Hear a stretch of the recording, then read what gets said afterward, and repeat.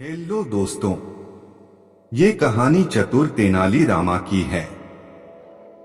आइए शुरू करते हैं। महाराजा कृष्णदेव राय एक कीमती रत्न जड़ित अंगूठी पहना करते थे।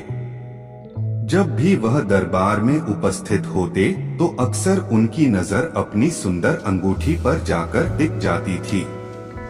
राजमहल में आने वाले मेहमानों और मंत्रियों से भी वह बार बार अपनी उस अंगूठी का जिक्र किया करते थे। एक बार राजा कृष्णदेव राय उदास होकर अपने सिंहासन पर बैठे थे। तभी तेनालीराम वहां आ पहुंचे। उन्होंने राजा की उदासी का कारण पूछा। तब राजा ने बताया कि उनकी पसंदीदा अंगूठी खो गई है और उन्हें पक्का शक है कि उसे उनके 12 अंगरक्षकों में से किसी एक ने चुराया है। चूंकि राजा कृष्णदेव राय का सुरक्षा घेरा इतना चुस्त होता था कि कोई चोरोचक्का या सामान्य व्यक्ति उनके नजदीक नहीं जा सकता था। तेनालीराम ने तुरंत महाराज से कहा कि मैं अंगूठी चोर को बहुत जल्द पकड़ लूंगा। यह बात सुनकर राजा कृष्णदेव राय बहुत प्रसन्न हुए। उन्होंने तुरंत अपने अंगरक्षकों को बुलवा लिया।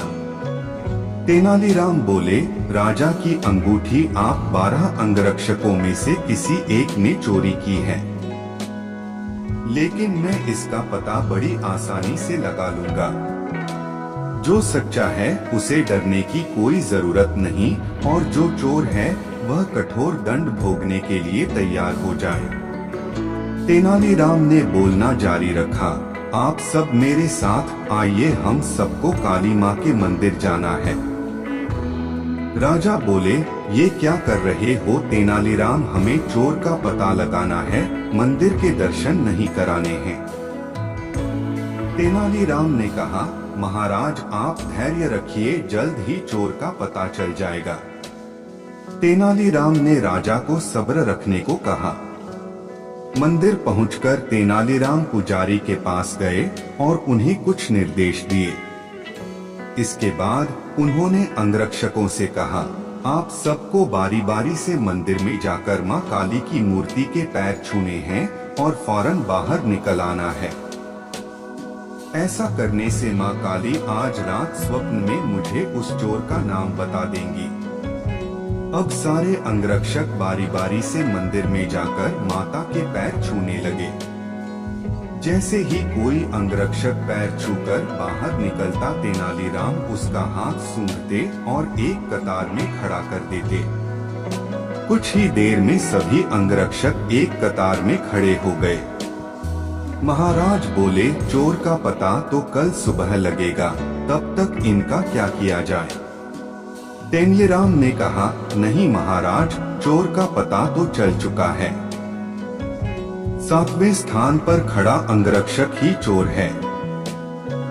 ऐसा सुनते ही वह अंगरक्षक भागने लगा, पर वहां मौजूद सिपाहियों ने उसे धर दबोचा और कारागार में डाल दिया।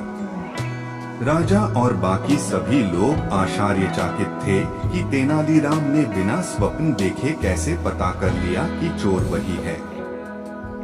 तेनालीराम सबकी जिज्ञासा शांत करते हुए बोले, मैंने पुजारी जी से कहकर काली माँ के पैरों पर तेज सुगंधित इत्र छिड़कवा दिया था, जिस कारण जिसने भी माँ के पैर छुए उसके हाथ में वही सुगंध आ गई।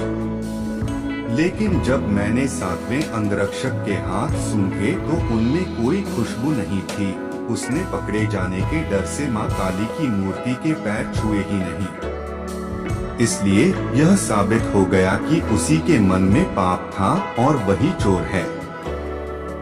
राजा कृष्णदेव राय एक बार फिर तेनालीराम की बुद्धिमत्ता के कायल हो गए और उन्हें स्वर्ण मुद्राओं से सम्मानित किया। आप इसी तरह कहानी सुनते रहे, खुश रहे और हमारा चैनल जरूर सब्सक्राइब कर ले।